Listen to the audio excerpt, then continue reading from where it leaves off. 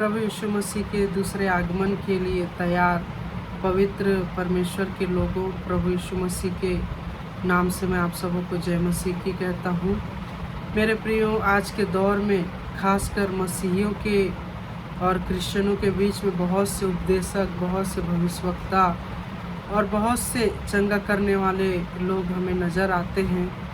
और आज बहुत सारी संख्याओं में क्रिश्चियन लोग और विश्वासी लोग उनके बीच में, उनके संगति में पाए जाते हैं और लोग उनकी सुनते भी हैं और उनके बातों पर ईमान लाते हैं।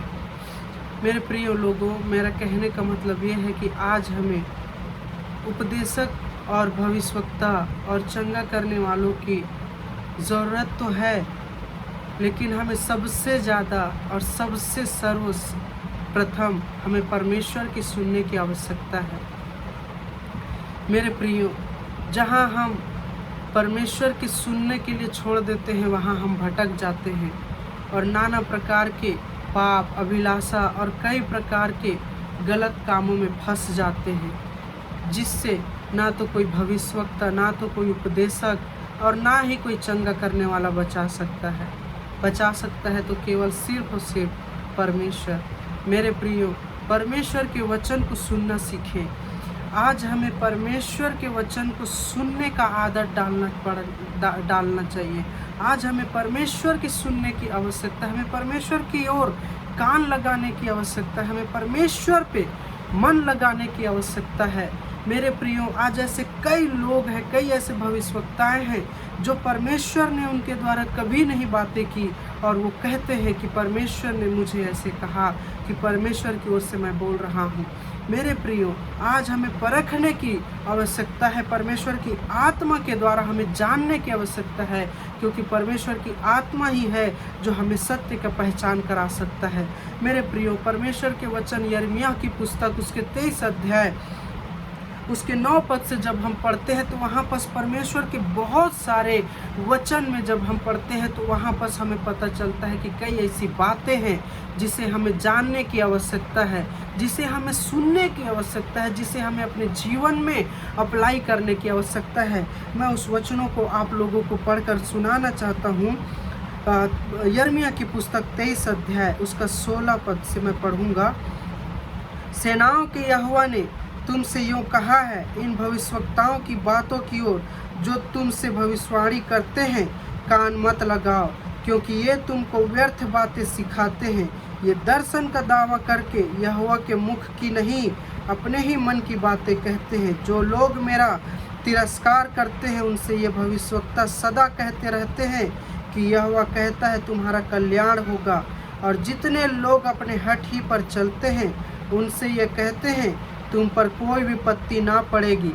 भला कौन यहोवा की गुप्त सभा में खड़ा होकर उसका वचन सुनने और समझने पाया है, या किसने ध्यान देकर मेरा वचन सुना है।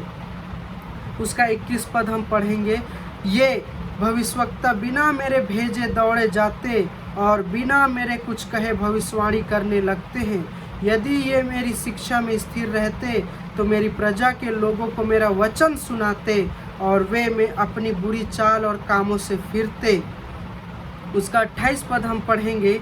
यदि किसी भविष्यवक्ता ने स्वप्न देखा हो तो वह उसे बताए, परंतु जिस किसी ने मेरा वचन सुना है तो वह मेरा वचन सच्चाई से सुनाए। यहोवा की यह वाणी है, कहाँ भूसा और कहाँ गेहूँ। यहोवा की यह भी वाणी है, क्या मेरा वचन आग सा नहीं है, फिर क्या वह ऐसा हथौड़ा नहीं जो पत्थर को फोड़ डाले। यहोवा की यह वाणी है, देखो जो भविष्यवक्ता मेरे वचन दूसरे से चुरा चुरा कर बोलते हैं, मैं उनके विरुद्ध हूँ। फिर यहोवा की यह वाणी भी ऐसी झूठी वाणी कहकर अपनी अपनी जीभ हिलाते हैं, मैं उनके विरुद्ध हूँ।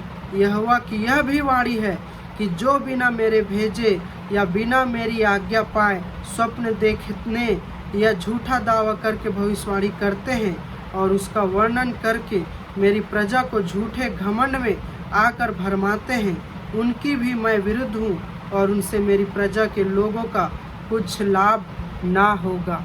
मेरे प्रिय परमेश्वर के लोगों, इस वचनों को आप बड़े ही ध्यानपूर्वक पढ़ें। मैं आपसे रिक्वेस्ट करता हूँ, निवेदन करता हूँ कि एक बार ज़रूर परमेश्वर के वचन पर मन लगाइए, परमेश्वर की ओर कान लगाइए और परमेश्वर के वचन को अपने जीवन में जगह दीजिए, ताकि आपको भटकाने वाले उन लोगों की सच्चाई पता चल सके और परमेश्वर के दोबारे आगमन तक आप स्थिर रह सके। बाकी आप परमेश्वर आपका भला करे। यीशु मसीह के नाम में आप सबों को शांति मिले। आमीन।